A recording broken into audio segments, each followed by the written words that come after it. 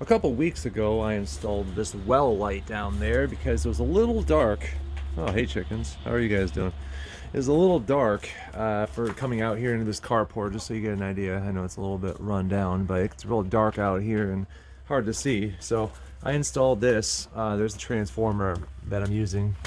And you need a transformer for any kind of outdoor lighting like this because it uses 12 volts. Sometimes there's a range on these lights, but what I was going to do in this video is I wanted to brighten it up a little bit more because although this is good, the radius only goes around so far. So thanks to my friends over at Leon Light, they sent me this 6-pack of lights I'm going to go ahead and install.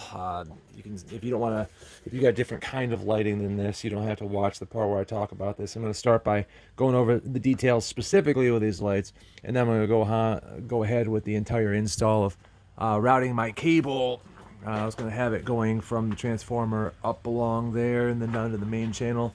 Then I was going to use little vampire connectors, I call them, to connect them so I can tap these lights into that. So if you want, you can just sort of skip ahead to that, or feel free to watch the entire video. Starting with packaging, for each one of the lights, you're going to have the cords wrapped up like this with 2 end pieces that you have to attach the positive or negative, although a lot of times with these kind of lights, any outdoor landscaping lights, it doesn't necessarily have a polarity, so you could put it in either one and it'll still work out pretty fine. Each light has its own individual hardware package where you have the little ones for the, if you're putting it in drywall, and then you have these little connectors that help you protect your wires if you put them together and pigtail them, and of course the 3 screws for mounting. These 3 screws in the front are just the faceplate. They do not correlate with these back ones. And you'll see this is what it looks like from inside. So when you're mounting these, what you're going to have to do is have the faceplate off. You've got your screw, stick them right through there, and that's where you're going to screw them onto your surface. And while you have the faceplate off, you'll notice there's a little switch right here. And this is going to shift between 5 different colors. It's not dramatically different between the colors, and it's not going to adjust your brightness at all. It's purely for the aesthetic look you're trying to get. All of these landscaping lights in general are going to need a transformer. You can't directly plug these into a power source like an outlet from your house. So I have one right here set up that I did for a previous install, and I'm going to use, if you look down here, I've got a little bit of exposed wire I can use for testing purposes so I can show you the color differentiations. I always like to test these out while I'm before I install them, just to make sure everything works out right. So I'm going to do this check with each one of them. So that's the kind of tone of the one lowest on the scale. So the yellow was a 18K. This is the 27K here. There's the 30K, the 40K, and the 50K. Brightness of the lights are always going to be dictated by how many watts it ends up taking. So this is a 2.5. This transformer can support up to 60, so we should be perfectly fine. So one of the cool things about outdoor lighting in general is I don't have to run these things in series. So, you know, if I want to utilize this without having to keep my connection going from down there at that light, the well light down there, what I could do is I can tap directly into this, right? I mean, I know that on my transformer I've got this is the negative one, so I'm going to keep it consistent just so I can troubleshoot later, although a lot of these are very forgiving. But I'm going to run cable directly into this with a little device I'll show you in a second. And I'm just going to take this 14-2, so 14 gauge, really 2 made a big mistake. connectors, I and put it I'm on a going to tap ladder and I that right dropped it on into the the wire ground. from So the pro transformer. tip, you probably And want just to make so sure you have that kind you of like a don't let visual, your each one of these Leon wire lights, I'm fall going on to the go ground ahead and get all and tangled up, because run this that main made cable another down extra 10 minutes at put it least for my project. alongside of this, and I'm just going to put this directly into it. It'll make sense when I actually put it in there. So I have these little cord management things right here, and this is going to help me. I'm going to run the cable first. I'm going to bring it from the transformer, bring it up over here, bring it to the other side of this, and then maybe shoot it down one of those or something, because my wife wants to have a little bit of lighting here. And as long as I have the main cord here, you know, those other things can go a couple feet from there. I just tap into it afterwards, so I'll just make sure my main cable just goes along there.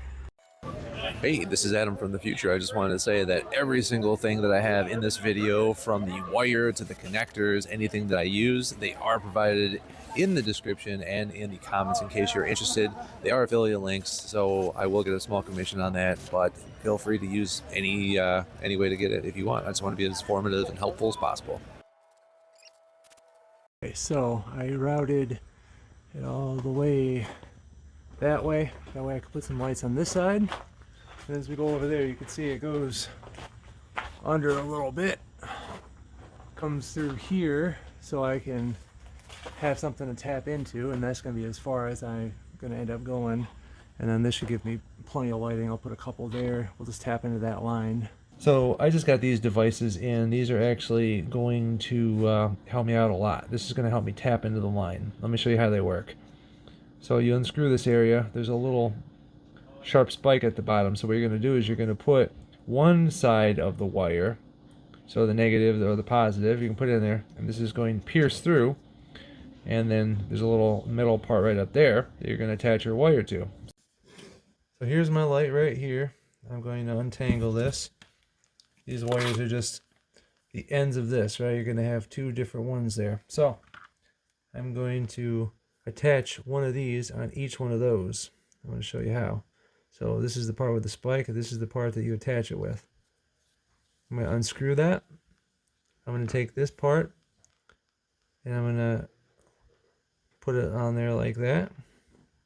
And then I'm going to take that wire, I'm going to kind of jam it in that little metal area. And then I'm going to just, when I start screwing this in, that's going to lock it in there. So this wire is not going to go anywhere. It's on there real tight. So I'll do it one more time. I'm going to unscrew this top part. Take this piece I just unscrewed, slide it over the end of the wire, and then make sure I put that wire in that middle area. You just kind of jam it in there, and then when you do this, it'll be real tight. Now it's nighttime. I wanted to finish this video.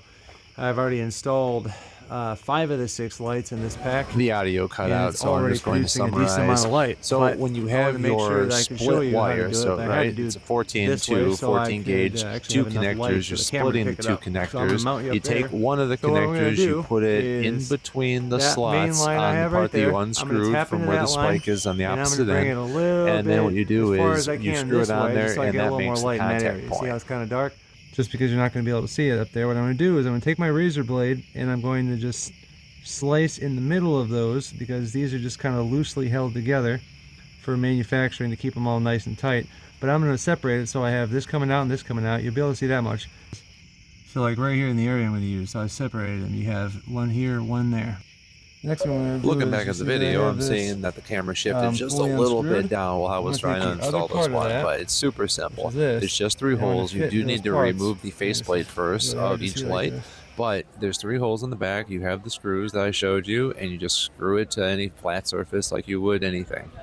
Those 3 screws on the front of the light are just for the faceplate, and you can remove that at any time, even when it's fully installed, so you can change the tone of your light, the color of it, whenever you'd like.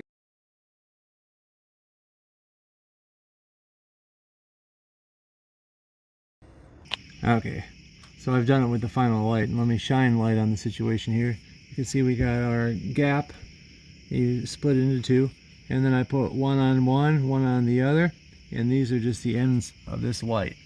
And with the hardware package for these ones, all I'm going to need is really these 3 black screws. I'm not going to need any of this other stuff.